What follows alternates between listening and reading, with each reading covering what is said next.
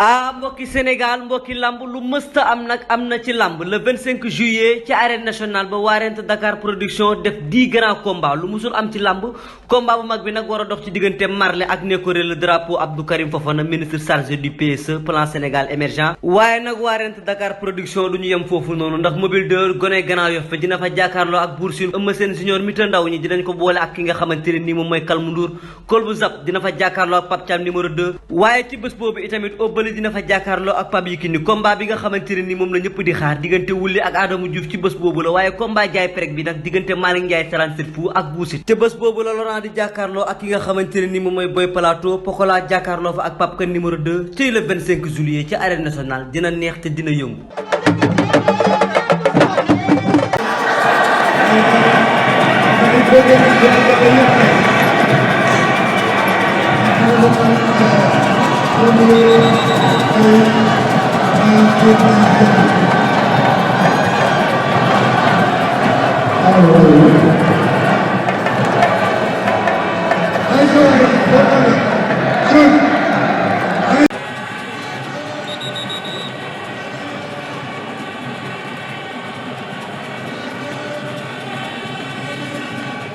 Coly Faye 1 ngoog Coly Faye 1 ngi noonu mu kaay Coly Faye numéro 2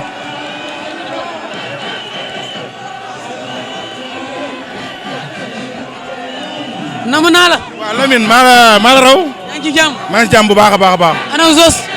Zos ba léegi ñëwul ba léegi ñëwul de ba léegi ñëwul. war naa ñëw de. daa war a ñëw ñu bëre maag moom. booy bi andi nga ko dafa mel ni léegi wax amatul. waaw wax amatul fu mu nekk nii jëf rek a des. waaw. mais butéeli bari na de. waaw butéeli xam nga rek tegtal yi ñoo bëri rek. lamb ji da bëri tegtal quoi moo tax butéeli bëri. adversaire boo xoon naa la ku mën a xeex la. waaw ku mën a xeex la mais dina fekk xeex bu nekkee bëri dina fekk bëri. est-ce que di ngeen dëggal seen bopp xeex ak moom. ñun du ñu ay ragal te préparé ni ñu ko war a préparé ñëpp jóg nañ te ndam rek moo ñu war te ndam la ñu am incha allah. waaw. ana Modou Sène. Modou Sène mu ngi soo tirin bi. du nitu dara tekkiwul dara. non ku baax la nag. Mbóot moo ko tane ci kër Mbóot. Modou Sène ku baax la de mu ngi ne si ko tirin bi mu ngi si ko tirin bi. boobu ñu ko xool moom Matar ñu ngi foofu. ok jërëjëf. jëwriñ Serigne la kii kay léegi Serigne la du jëwriñ xoolal butéel ndombo bi fan la ci.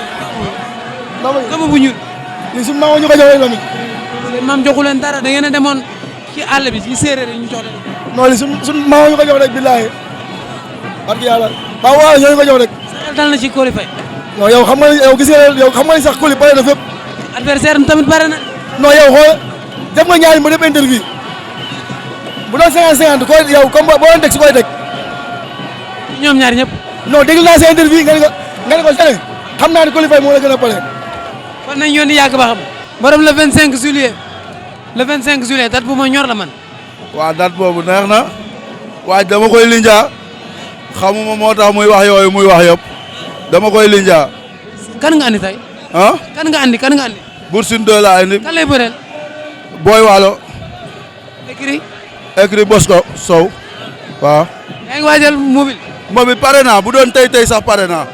le 25 juillet bi nga ne ban journée moo fi gën a rëy. booboo fi gën a rëy lam ju mag ji loolu la waaw. nañ ko xaar ci seen affiche. daa ko daan jël bu rëy ngay wax di wax rek di rëy Lamine kii laa indi Bour Sine 2. bëgg naa. siyaar Lamine. booy bi neen da lay dóor ba nga daw. dégg nga. da lay dóor ba nga daw la. daa rep rek looloo tax muy wax loolu. waaw. ku rep nag lu ciy pexe. ku rep géwél lu mu jiin géwél bu repee lu mu jiin da koy xeeb. waaw. instant lu mu jiin da koy xeeb. daa jiin lu muy jiin fu mu ne nii sa dégg ko. kon nañ xaar ba ci kanam. waaw ci kanam. booy. Thiatou Fora. waaw naka mu. bëgg naa la. yaa ngi cool. nice waaw. yow kan nga andi. ah. kan nga andi yow. man andi naa Mbaye Khada Coly Faye doomu Susu Boy Faye ak Boy Waalo. ak Boy Sita xaw ma nan Sita. ak waaw Sita bu ginnaaw raay. li ngeen ubbee neexul de. waaw mais tamit lamb ji dafa bëri ay erreur yi si am xoolal moom avant moo bëri dañ kaa jam ay béjjéenu bopp lañ ko dóor loolu du yoon quoi. Papa Sow li mu leen wax keroog dégg ngeen ko. Papa Sow loolu mu yow waxu muuma la. du waxu muuma waxu ku am làmmiñ la ay nopp dégg ko nee na bi Sita fekkee la xam ne amul doole. waaw xamul tax man la waxu muuma la mooy moom ak ñiy seetaan biñ ko xoolee xool Sita moom day njëkkantu rek parce que li faible ci moom daa bari balaa ñu kaa waxal mu wax mais ñun duñ wax dara bis bi la ñuy xaar ñu matare ko Papa Sow bu gaawee mu daanu bu yéexee mu daanu bu neexee mu daanu bu naqaree mu daanu muy reetaan day daanu muy jooy day daanu lu mu def daanu barki maam Serap Fall maa la ko wax fii bindal. caatu. non lamb maanaam Papa Sow avantage am ci lamb lan la. xeex ak bëre. xeex ak bëre Papa Sow pied gauche lay teg lamb laa la wax de si la teg pied gauche si la teg pied droite ñu taxaw loxo. loolu ñun bàyyi nañ ci xel. Papa Sow na loxoom jóg feree nii la Papa Sow mënul jot Siteu ba di dóor. mais pied bi Siteu di teg day jege Papa Sow te gën a xam na ne song. mënu koo dóor nag xeex bi muy wax moom mënul dóor Siteu. song bi. waaye song bu soogee mu xam ne Siteu ko dàq bëre foofu. man soo ci waxul man maa la ciy laaj. Papa Sow nee na moo leen ëpp doole. non Papa Sow dafa soxor. soxorul kay. loolu laa koy wax Papa Sow ni ku soxor la mais moo ëpp doole wala ëppul doole Siteu yàlla baax na nañ bàyyi ba la première ba Siteu si meeku dañuy xam Papa Sow moo ko ëpp doole wala ëpp ko doole waaw gis nga ay ëpp doole si biir géew gi lañ koy xamee Papa Sow am na combat te moo waat si yàlla. mais daa juum rek. non juumul dafa yaakaar ni moom xanaa yàlla la. daa juum. dëgg la moom dafa yaakaar ni yàlla la xanaa. du yàlla nit la. maye ndam ñun ñu ngi ñaan yàlla buur bi wa taala pour mu may ñu ndam moom xëy na moom xamu ko mais moom dafa. non dafa wóolu lim liggéey rek. waaw léegi yow wóolu li ngay liggéey dafa tax nga woon ñu ko dégg li ma la ñun laa la tegu ko fenn furul si ay affaire bagaasam yooyu muy indi yooyu noonu mënul si Siteu dara. kon baax na ba premier août. waaw des na de xam nga la wax moom dafa waat ñëpp dégg ko mais moom na xam ne moom du yàlla du yenente ana Feugeula. Feugeula mu ngi États-Unis sama papa sama lépp. moo tere combat bi taxaw ba léegi moo ci laxas jaan. non laxasu si jaan Lamine. li mu laaj dafa bari. Lamine laaju lu bëri Lamine man li ma bëre sax fayu ñu ma ko sama combat bii paase. fay nañ la li nga mujjee bëri. barki Serigne Sidi Mbacke fayu ñu ma li ma bëreel bii paase. lamb dafa am yoon man nekkuma mbër yooyu la bu ñu ma tëggalee lamb stade bi dama koy duy ba mu fees kon man waaw man awma problème xaalis lamb presque ak da nga mën Lamine kii dafa war a bëre mais mbër bu ñu yóbbul avance am nga ne bëreewu ma Abou Niass. kenn bàyyi sa yi ngay def kenn yóbbu moom moo tax amul combat ba léegi moom Feugeula. non Feugeula taxul de Lamine. Feugeula lay laaj lu bari. Feugeula laajul bëre man dinaa léegi wala da nga bëgg ma wala da nga bëgg ma wax promoteur lu mu fa. bul ko wax parce que xam naa li xew. non bu fekkee da nga bëgg ma wax rek nga wax ma. non boru dara. Serigne Sidi Mbacke mi ma yaakaar xam na li ma bëree bii passé fay ñu ma. est-ce que ragaloo Pam Ndoye rek. Pam Ndoye moom laa gën a bëgg a bëreel ndax dafa rëy Lamine dama koy duma daan ko. kon baax na nañu yónni yàlla. waaw yow dégg nga billaahi bu ñu boolee si kàttanu yàlla ma duma ko daan ko waa parcelle nag dinañ wax bis ñoo leen ko gën a bëgg bopp ñoom ñëpp lañu ànd ñoom ñëpp ba ci seen roi des arènes. loo moolul gorewul Siteu labalu ko loolu mais ñun yaakaaruñ ko. mais gën a jege gën a yey. non bul wax booy boobu sax. moo loo gën a jege gën a yey waaw loolu nangu naa ko. mais dina xam ne ñun Siteu moo dee suñ deret bii Papa Sow li ñu koy wax bëriwul war na. waaw mais Modou Lo est-ce que sañ naa faral keneen ku dul Papa Sow. waaw Modou Lo ñu waxtaan. waaw non da ngay déglu Modou Lo est-ce que sañ naa faral keneen ku dul Papa Sow parce que Papa Sow lim ko lebal rek la koy fay. kese. Papa Sow da ko lebal loo xamante ne tey jaaru na ma. mais nag Papa Sow dafa tas Fass bëgg a ñëw tas Fass. non tasul Fass. kay ko tase. jaxaw sewu leen ñëwaat parcelle. waaw mais parcelle lay yeewoo. te moom jeexal na ba pare dafa jàpp ndey daan Siteu dafa jàpp ndey daan Siteu yàlla baax na comme moom waat na mais ñun yàlla la ñuy ñaan yàlla. duma ba pare daan sax la. duma ba pare daan. bisu simmeekoo stade ba daw dongale dina xam moo ëpp doole Siteu wala ëpp ko doole wax jotagul ñun le 2 incha allah ñu ngi ñaan borom bi may ñu ndam le premier le 2 ñu toog wax. Siteu lan la lebal Modou Lo yow ba ngay wax loolu. Siteu Modou Lo moom xam na Siteu xam na bu dee benn fan sax du noxalu naaj waxuma nag moom warul mën a faral Papa Sow ndax gën a jege gën a yey mais tamit wax nay rafet Siteu lebalu ko loolu. waxul dara lu ñaaw Modou Lo du wax lu ñaaw. waaye li mu wax ñun dégg nañ ko. lan la wax. non du ma ko wax fii du waxu fii. lan la Modou wax. Modou Lo du waxu fii. li mu wax bis buñ ko waxee àdduna tas mais duñ ko wax. non Modou moom du wax yooyu. xaaral combat bi jeex. xam nga yow da ngaa nar a andi problème man sama problème mooy du ma d'accord ak yow ci Modou Lo bañ a faral Papa Sow da ngay wax lu nekk parce que tey suñ jotee yéen la faral yow Siteu nga faral yéen a bokk écurie dëgg la Bouba Fit bokkul ak yéen écurie yéen la faral Woo Fit ñoo bokk deret ñooñu ngay wax ñoo bokk. Papa Sow ak Modou Lo ñoo bokk deret. xanaa léegi la mais dama ne la Modou Lo Siteu lebalu ko lu ñaaw Modou Lo Siteu lebalu ko lu ñaaw wax am na droit faral Papa Sow na. Siteu ak Modou Lo lii warul yàq seen relation tamit Abou Ndiassé. waaye man déggoo la ma la Siteu laa bu ko yàlla mayee ndam Siteu amul Modou Lo amul Ama amul kenn man boog bu naree bàyyi ñoom du bëre ak ñoom wala affaire man laa ma bàyyi ko moom nag du si wax xëy na moom waxaguñ si mais ñu ngi ñaan borom bi defal ko ndam. nga li jënd seen combat bi ba pare ngay wax waxu Ama. non déggoo li ma la maanaam dama ne Siteu amul xaritu mbër ku ko làmb booleel day bëre ak yow. ñëpp jàmbale seeg ak ñoom. am nga xel mu dal ci Siteu. pire dire Lamine wax jotagul te jëf jotagul Papa Sow nee na moo ëpp Siteu doole nee na ba arbitre sifflé da koy duma daal moo ko waat si yàlla ñëpp di dégg moo ko waat si yàlla mais ñun de yàlla la ñuy ñaan borom bi defal ñu ndam moom jàpp na ni moo Siteu doole yàggatul le premier bu Siteu simee ko dina xam moo ko ëpp doole wala ëpp ko doole. seen affiche.com lay daw waxal lool. ci site affiche.com lay daw. waxuma lool de. site bu bees la quoi. seen affiche.com lay daw. seen affiche.com yow xam nga ko yow moom la xam nga ko. waaw bu baax foofu sama yëf la. mais pour affaire bi nii Lamine. amul li pay-per bi. Lamine yow ñu ngi sa ginnaaw yow bu ragal dara yow da ngaa doxal làmb yow da ngaa defar làmb Lamine. xale nga mais bul tàppel Lamine du dara de ñun duñ la gis duñ la nit yàllaa ngi lay nit te yàlla barki borom Tuubaa borom bi da lay defal jàmm ndax yow luy defal làmb rek moo la ñor yow gëmal sa bopp jàmbaar nga loo xam da nga koy yow da ngay am lu. fëgala bàyyi na bëri. waaw kooku sama papa la. fàquma la du dara. bàyyiwul de buñ ko joxee. tapet baax mu ñëw am na këyit namul dara barki sëñ Tuubaa. am jabar foofu. non amul jabar mais am na këyit. eh.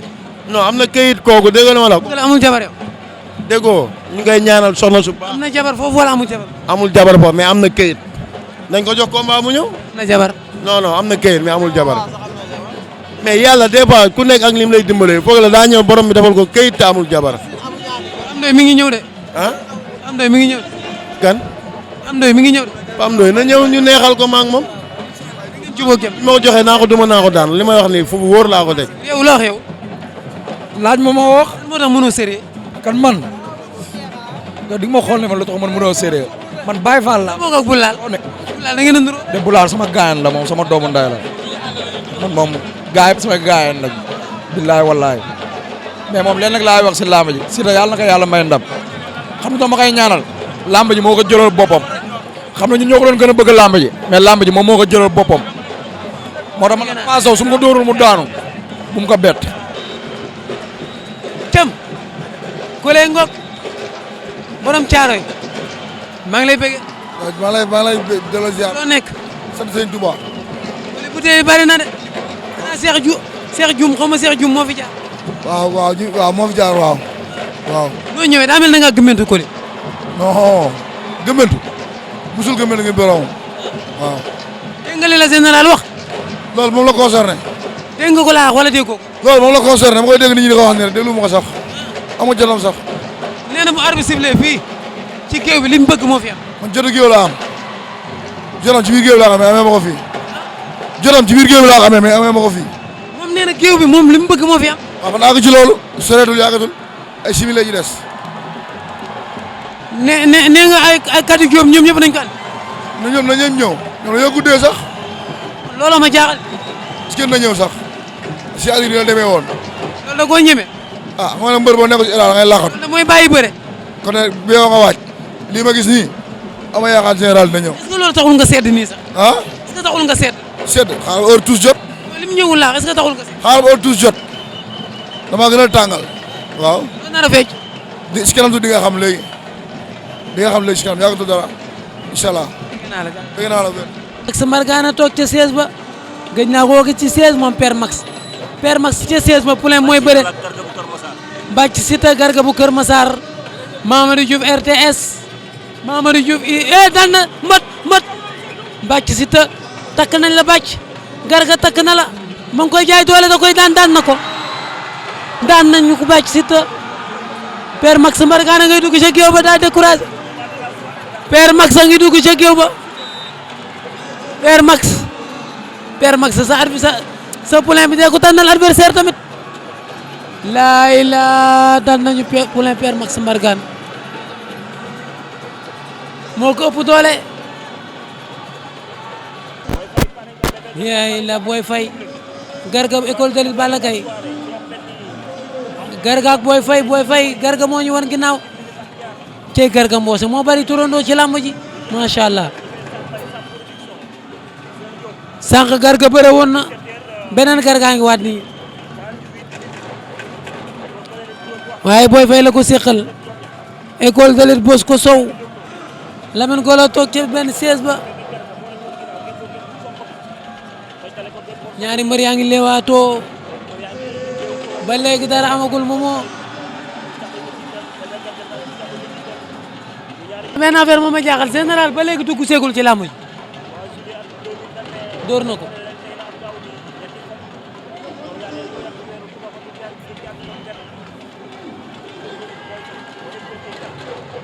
da ngay damante baaraam Boy Faye door na daw jël fekk fa dara ndaa mel ni Bébé Garga ëpp doole Bébé Garga gañ arbitre bi àtte na ne Lamine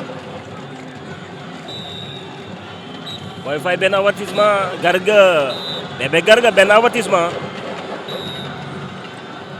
ndeysaan Boy Faye ak Garga arbitre bi soufflé waat na Lamine ñoom ñaar ñëpp garde normal la ñu jiital Boy Faye waaye war nga takk ñaareel de waaye yow war na maa takk ñaareel Babacar Gaye takk na ñaareel gi la war a dëgër fit ah non Lamine maa ngi ci yaa ngi waaj non maa ngi ci dama micro yi laa la ko waxee ah moom nga am nga jaay na ko doole tànn na ko waaw jël na ko waaye fii lan lay dóor fii dóor dafa am yoon fii dóor dafa am yoon waaye Lamine lan ngay dóor fii waaye Lamine ñii doo wax fii du nit waay xale yi war nañoo jàngi waaw ko waroon a daan bu yàgg raam armoomin waaw mu ngay ram ah mais Lamine Faye sa mbër mi waxal ak moom mu bàyyi xeex Garga daan na Boy Faye yéen waaye seen affaire baax na waaw tay yi moom dañoo seeni lamp tàkk na Bébé Garga daan na Boy Faye général a ngi noonu moo ñëw en tout cas yéex naa ñëw moom général 17h47 la ñëw kooku 17h47 moomoo buñ lay dagg minute bu nekk 10 000 lañ lay dagg. non 47 minutes. da ngay wax rek. wallaay. te minute bu nekk 10 000 loolu la moo dugg si noonu Serigne Ndiaye ngi noonu yor leket di xëpp waa nii daal bëgg naa ko ci ay mbër dañuy wóolu wante ah waaye kala jox yére bu verte ba kala xool bu xeelu la ñu lay nax di la wax yooyu ngay moytu rek bëgguma ko ci làmbu général a ngi noonu xaftaan la sol dugg si na ca géew ba gën nañ koo gis combat ak Pambaay jël bu rëy la ko daanoon Mamadi waaw Pambaay la mujjee bëre jël bu rëy ba moom la mujjee bëreel bëre bu méttee métti 15 avril 2018 la wallaay ndeysaan wallaay wax nga dëgg Lamine maîtrisé nga date yi boobu la de suma juumul waaw juumuloo noonu la Lamine xam nga général da di ndaanaan te moom Pambaay toujours day métti waaw xam nga Fass ak Dakar dañu ko boole ci carrière am wallaay ndeysaan tey waa Fass ëmb nañu ko moo formé Yékini wallahi pièce par pièce ba dégg roi des arènes ba mu dégg roi des arènes ndeysaan yor ko 8 ans gisaguñu mbër mu ko fi def moom Amadou Kati Diop moo indi tey général bu Fass wallaay ndeysaan mu nga likaayu sol benn sabadoor waaye Serigne Ndiaye tax na rëbb ci combat waaye Serigne Ndiaye kay dafa mel ni mooy bëre tey ab saakam la gàddul de Lamine nii rek lañ mën a jëriñante ñoom ah waaw mënuñoo jëriñ surtout kese surtout loolu mënuñoo jëriñante leneen lu dul loolu noonu rek lañu ko war di defee wala entraîneur physique Lamine nit mooy garabam waaw mbër moroomam mooy njëriñam waaw parce que moo lay contacter moo lay may doole ñoom ñaar buñ dëggalee seen bopp ci xeex bu dóorum daan doon a ci am waaye bañ cee mën a am loolu matul sax wax loolu amul sax wax Lamine bu ñu dëggalee seen bopp wàcc dina am de waaye cey général bu Fass cey Coly Faye numéro 2 ñaari ñoor yu am sañ-sañ la ñu de Lamine ñaari mbëri sañ-sañ ñu ngi fii ci arène nationale journée Sambay production moom la ñu doon di toppal tey di ab gaaw di ñetti fan di juróom ñaareelu weer ci weeru tubaab atum ñaari junni ak ñaar fukk ak benn ñaari mbër yaa ngi léwtoo Boy Waalo mu ngi doxe wet Bour Sine a ngi na teg numéro 2 di ko déglu ndeysaan mbokki téléspectateurs yi bay xel ITV ñu ngi fii ci arène nationale Cheikh Diop moom la àndal ci cadrage bi ñaari mbër yaa ngi léewtoo Boy Walo mu ngi demee wet Bour Sine lancé na ko crochet droite waaye dalul Boy Walo ngi déplacé wu latéral gauche droite moo ngem boo ngem bu xonq bi wan leen ginnaaw moom Boy Walo bu am lu weex Bour Sine numéro 2 moom ngeen jàkkaarlool moom itam ngem bu weex waaye saafara yi dafa tax ba dafa dem ba xëll ndeysaan muy tànku ndijoor ak tànku càmmoñ Boy Walo tànku ndeyjoor la jiital mu ngi déplacé wu Bour Sine lancé na ko crochet bu droite Boy Walo ngi déplacé wu da ko bëgg a jàpp de waaye Bour Sine mayu ko dinañu ko taxawal ñaari mbër yi Cheikh Diop moo nekk ci cadrage bi ndeysaan ñaari mbër yaa ngi léwtoo Bour Sine numéro 2 Boy Walo moo leen wan ginnaaw Bour Sine numéro 2 moom ngeen jàkkaar lool ndeysaan ngi takk ay jàjj ndeysaan takk ay lapataaki ci loxo bi waaye Lamine ñaari mbër yi Boy Walo dafa bëgg a dem de waaye Bour Sine mayu ko Lamine tolloowuñu est-ce que Boy mas naa bëre Boy Walo mas naa bëre am na ay combat yu bëri ndaanaan la ci làmb xam ci naa victoire la jóge fii ñu nekk nii rëy a rëy xam naa ko de xam naa ko xeex bi baaxul xeex bi baaxul ñu ngi xeex mbaa kenn du waj waa Boy Walo Bour Sine Bour Sine arbitre bu soufflé da ngay bay Lamine Cheikh Diop kii mën na laa jox seew mu nga naan ko de soow mi bu la ko joxoon nga wayal ko de Cheikh Diop naan ko wala nga suukar boog wayal nañu ko ba pare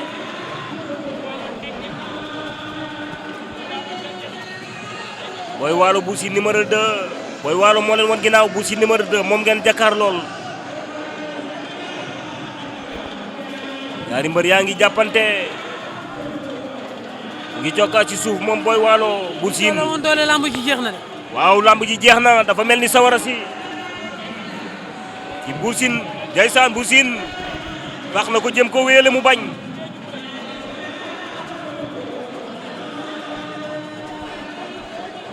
ndeysaan condition contact ku ko ëppale fii mu toll yaa moom combat bi Lamine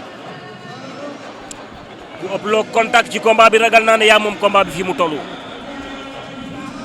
bu fekkee ate wu ma wa ngi noonu ak sama waa ji nga xamante ni si tey mooy sama taalibe bi waaye ba léegi joxeegul addiya muy Mamadou Diouf diggante Mbafay ak réewu Maawo ak fi nga xamante ni mooy Bawol ñoom xam nañ li may wax bu baax waaye drapeau Medoune Seye day ñëw léegi nii muy grand combat bi ma bëgg ngeen jël loolu ñoon ñëpp bu ko defee lecture bi ak ki nga xamante ni mooy Mamadou Diouf ñu ñëw ànd ak Père Mbow couvrir li nga xamante ni tey mooy drapeau Serigne Medoune Seye borom taw féex boo ko xoolee féex boo ko déggee féex ma bëgg laa xamal nag ni la Mamadi xale yi nañ jàng bëri waaw surtout loolu xale yi nañ jàng bëri surtout loolu Mbow surtout loolu xale yi bu ñu jëloon référence ci Modou Lo combat bi du mel nii wallaay ndeysaan waaye bu ñu jëloon référence ci ki nga xam mooy Balla Gaye 2 combat bi du mel nii ndeysaan bu ñu jëloon référence ci ki nga xam ne mooy Baboy kon niil du am kon nag ni lamb ja jeex na bëri nañu fukki minute ak tomp tontu la jërëjëf Mbow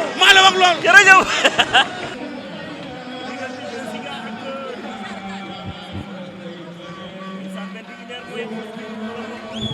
wala mooy douze loo ci wax baax na loo ci wax baax na Mamadou Diouf combat spécial baa ngi noonu moomoo mais tey guddee nañ fi de Mamadi tey guddee nañu combat yu yàgg moo bari surtout combat bi jeex ni rëm diggante xarañ ak Lo ndeysaan avertissement benn rëm ñaareelu avertissement ñett waay kii teel naa bari avertissement di Lamine benn deux Ziga rëm 3 laay la ma ngay génn wala day arrière foo jëm am nga 3 avertissement rëm moom lañ jàkkaar lool deux Ziga moo ñu wan ginnaaw noonu ñaari mbër yaa ngi lewtoo tey samedi 3 juillet 2021 door na tooñ na ko moom deux Ziga waaye ndongolo daal moom jar naa yërëm ndeysaan metti na torop ndeysaan metti na moom vraiment metti na côté moom ndongolo ndax booy xool ba mu gëj a am victoire yàgg na c'est compliqué la door na ndeysaan deux Ziga ak rëm waa rëm ni mu taxawee yéemu la law day songu njool muy song la njool muy song la. waaw daw na jël ko parce que dafa gis mu taxaw tem. waaw. Ziga ak Reum ñoom ñaar ñëpp ci ma ngi koy jaay doole ma ngi koy jaay doole daan na ko. waaw. daan na ko. moo ko ëpp doole. doxul jàmm. moo ko ëpp doole. la ilaha illallah. Reum dafa daw jël ko bal ko ci ëpp doole ci kaw.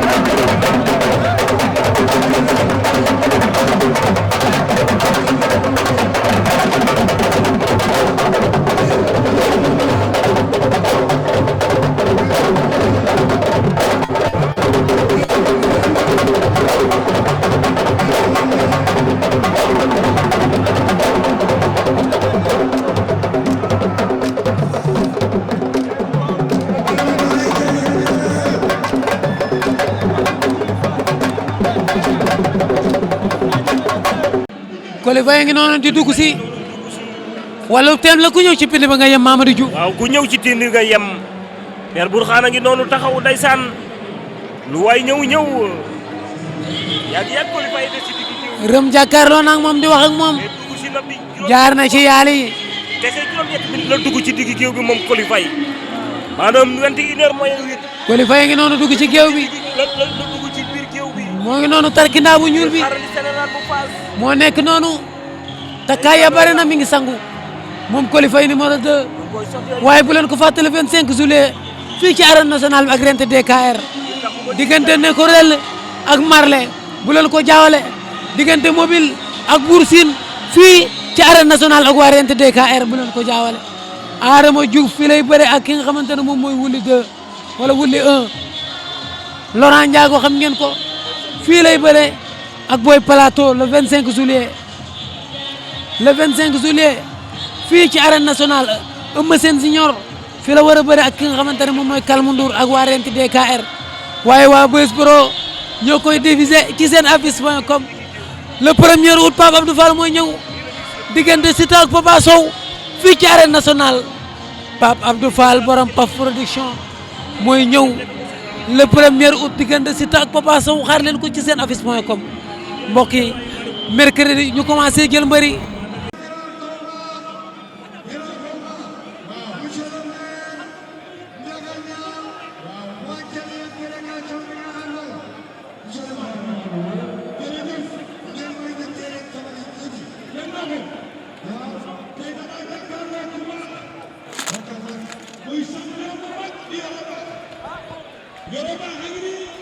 général a ngi noonu ànd ak soose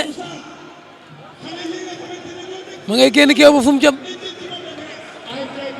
général a ngi noonu ànd ak soose jëm fan saraxe na mu ngi ñëwaat Coly Faye nga ci biir géew bi moom ak ay mbokkam di xëppoo ay gàllaajam Coly Faye nga la mujj bëreel Ndandi Fall la mujj bëreel am ci moom ndam lu jiitu Ndandi Fall Gamou Gueye la bëreel Gamou Gueye daan ko général kan la mujj bëreel Pambaay borom Espagne borom Mor Fadam yaa ñu jàngal bëre Pambaay daan ko jël bu rëy ca stade Iba Mar Diop Fallou Ndiaye moo tëggoon loolu waaye lu jiitu Pambaay moom général ñaq jariñu la bëreel ñaq jariñu daan ko ca stade Iba Mar Diop ma ngay sumeeku xoolal entraîneur bi man xaw ma entraîneur la xaw ma préparateur mystique pourtant moo ko yor physique ama koy jël fekk naa ko fa moom général sumeeku na gis nga ko général borom Grand Dakar borom benn tali ñaari tali waagu ñaay général borom écurie Fass kan ngay bëreel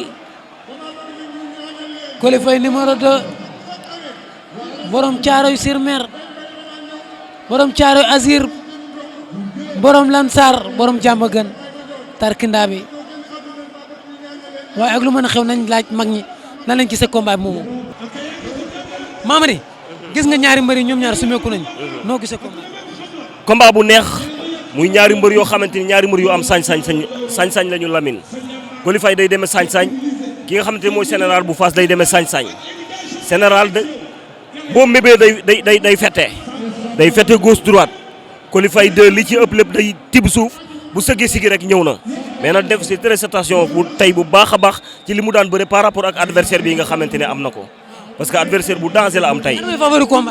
favori combat bi dama koy jox général bu Fass mais pas légèrement laa koy jox waaw dama koy jox 55 jox Coly Faye 45.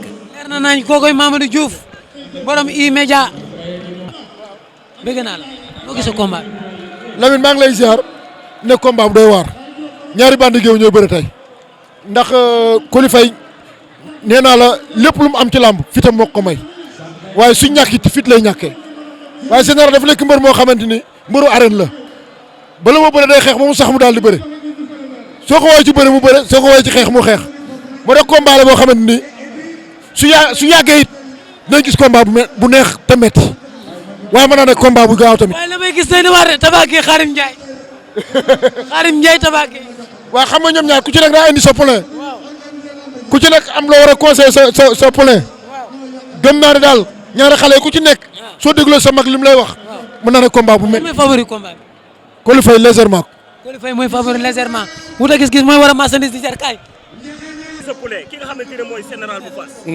tey nan nga ko indee ak lan nga ko tuyoo pour mu bëre ko ak Coly Faye numéro 2. bon général Fass déjà rek dañ koy féliciter avant muy bëre lu jafe laay wax nag parce que def na li ko war si digganteem ba écurie bi écurie Fass dañ teg ak Fass Ndakaaru dañ teg charte yu bees foog nga entraîner ba jàpp forme ñu doog a jël sa avance ñu doog la signer licence foog nga entraîner ba ñu yaakaar ne ginnaaw suba ngay bëre ñu doog a jël sa avance loolu mbër moo ko def rek war na mën a taxaw aujourd'hui vraiment buñ doon bëre ba suba du sonn loolu lañ ko mënal nag. liggéey na ba taxaw. noonu liggéey na ba taxaw ci condition physique bu bëre ak ci xeex vraiment nag nekk sonn na ci combat bi trop bokk na ci njëkk a ñëw entraînement bokk na ci fi mujj a jógee fonk na combat bi loolu ñu tam fonk nañ ko combat bi moo tax ñëw teew ak moom. man damay indi revanche tey sa diggante ak Khadim Ndiaye 1er janvier 2003 laay indi tey Khadim Ndiaye indi Coly Faye numéro 2 yow nga indi ki nga xamante ne mooy général bu Fass. moom la 1er janvier 2003. moom la ma benn journaliste doon woo léegi naan ma kii daa indi Khadim Ndiaye nga indi kii ma ne ko non bu ma tëkkalee Khadim Ndiaye du ma moromam maa ko mag ci at maa ko mag ci bëre te bi ñu bëree maa ko daan kon boog bu ma tëkkalee Khadim Ndiaye loolu nag yëpp pour kaf laag ree rek quoi lamb moom mooy famille rek waaw Khadim sama rakk la dégg nañ combat am na fi ñu jaar ci àdduna bu indee mbër ma indi mbër nag dafay nekk rek loo xam ne devoir la moom mooy carrière am jeex na man sama carrière jeex na moom xëy na def na li mu xam ci xale ci poulain ma def la xam ci poulain waaye nag bu ñu mëngalee ñaari combat yi nag kon tey damay ñëbbe victoire nag ndax maa ko daanoon. ndax kati kese doyul woon mu teew. kat yi mi ngi nii di ma woo sax yéen ndax moom kese doyul woon sama maître rek may woo ngeen téye ma di ma sonal waa kat yi doy na sëkk waaye kat yi bu ñu ñëwul ñun day mel ne yëguñu ko moom mooy suñu kilifa mooy entraîneur bi mais bu ñëwee gis ñu toog ci wetam bu ñëwee gis bu ñu gisee kat bu ñu gisee ci wetam ndax xam ne ñun ñii mission bi nga sant dañ ci ànd ak moom waaw ku coaché Moustapha Gueye mu bàyyi carrière nga ñëw di coaché ñi topp ñëw jël décision ne bëgguma dara laajuma dara dama bëgg a prouvé waat waaye bu taxawee dañu war a taxaw même bu dul général bu kat yi taxawee ñu dañu war a taxaw. yaa ngi waajal suba Gris 2 Abdou Diouf. ñu ngi koy waajal bu baax Gris 2 Abdou Diouf ñu ngi koy waajal bu baax tamit ni ñu waajale bii noonu lañu ko waajalee dañoo démarré ci ay dynamique de victoire ci lañ bëgg a continuer te général bu ñu wanee benn bi tey bu subaa Gris 2 dinañu woy benn bi. bu ko jiitu Bébé Fass bëri na sax. ba daan jël bu rëy xale yi ñu ngi liggéey déjà xale yi dañu am benn air bu bees dañu papa kat yi moo ñuy entraîné mu doon lu bees si ñoom donc nag ku gane si di nga génn seen jox ko nekk moo tax xale yaa ngi góorgóorlu en tout cas pour le moment daal nous sommes contents jërë ngeen jëf.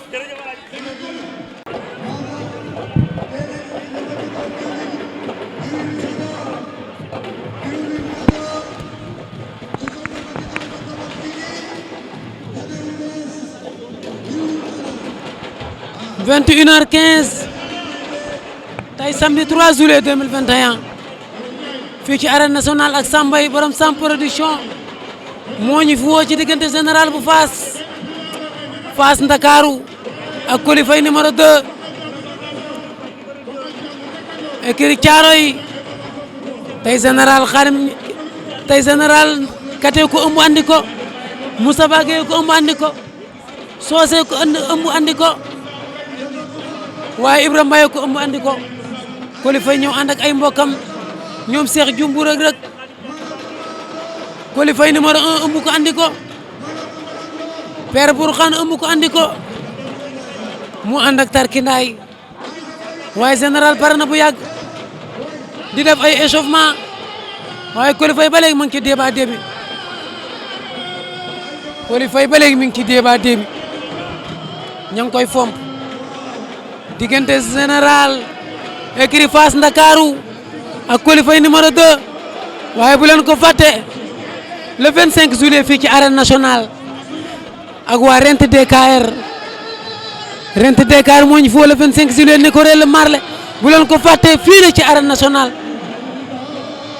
ak yeneen combat yu fi war a am diggante mobile Bour Sine fii la arbitre sifflé na grand combat bi général moo ñu won ginnaaw jóge écurie Fass Ndakaaru Coly Faye moo gàtt moom ngeen jàkkaar lool ku ci nekk ci ndam nga jógee kii Pambaay la mujjee daan kii mujjee daan di fal di nuyu ñuy suivre le tv.com yëpp Sambay 4e édition drapeau Ndiaga Niang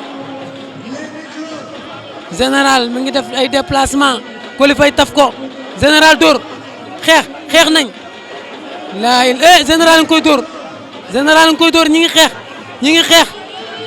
ngi xeex général nga koy dóor ci suuf général nga koy dóor ci suuf général Coly Faye général Coly général ngi dóor ci suuf général ngi dóor ci suuf général ngi dóor ci suuf laa ilaaha illallaah général nga koy dóor ci suuf ngi dóor ci suuf général nga koy dóor ci suuf général ngi dóor ay perkit ak Coly Faye laa ilaaha amul round d'observation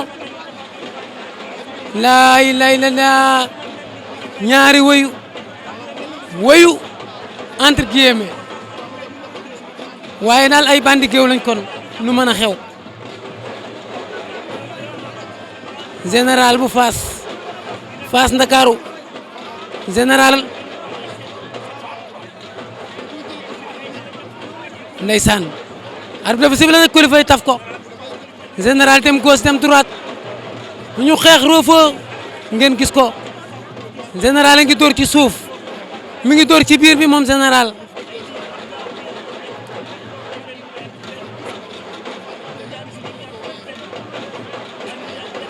laa ilaaha illallaah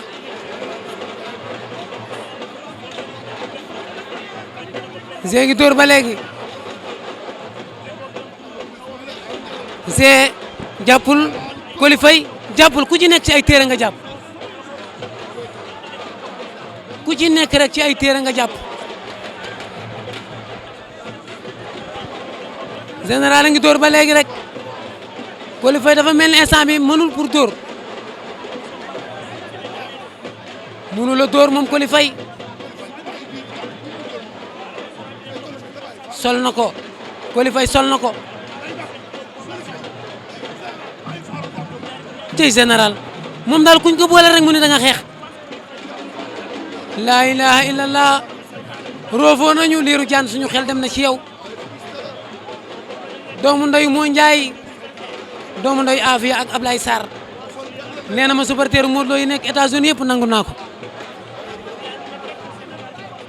di nuyu Mansour Kassé bu xarañ loo borom Kolda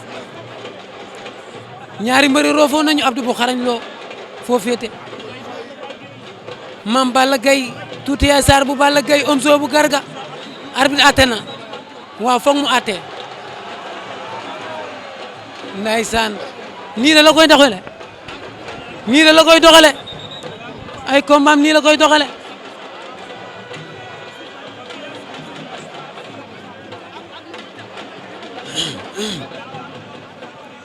arbitre sifflé waat na dafa mel ni xeex bi buñ ko defee général lay gën a arrangé de général pied gauche Coly Faye pied droite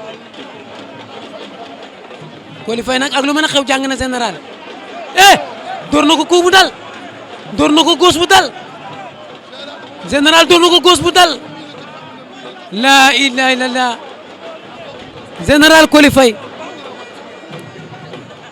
xeex bi metti na Coly G général ku ne xam na ni Coly Faye songu kat la mais pour mu songu général du yomb Coly Faye général déplacement latéral moom général fii ci arène nationale yaakaaruma ni combat bi dana yàgg nii de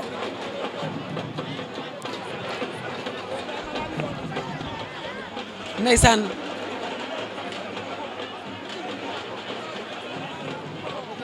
ndeysaan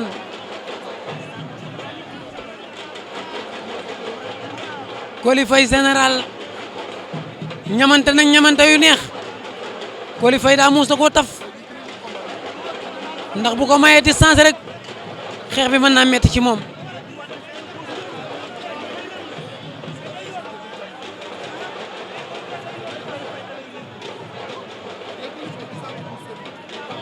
Coly yaay tafal taf bee gën ci yow daw na jël tànk ba dij na ko laay la ndax Coly daanu ko ndax Coly Faye daanu ko ndax Coly Faye daanu ko ndax Coly Faye daanu ko woote waat arbitre leen dañuy bëre waat jaadu na mais nag waaw jaadu na waaw sauvé na combat bi jaadu na taq nañu rëpp ñoom ñaar suuf Mamady ñortu naa mu jeexe avertissement de ñortu naa ko déedéet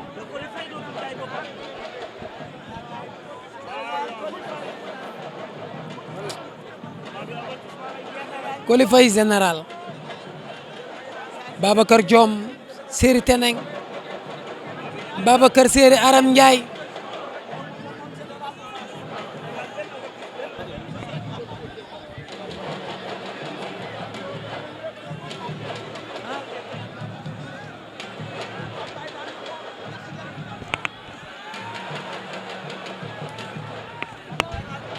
ak lu mën a xew daal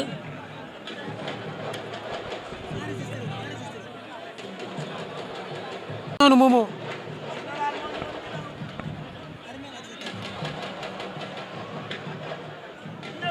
ñaari mbëri moomoo ba léegi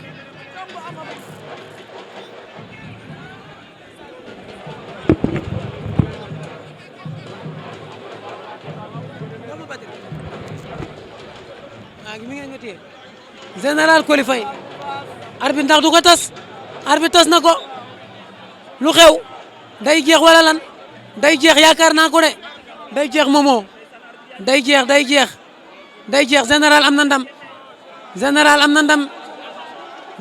na ndam waxal ak moom yéen a bokk ndey ak baay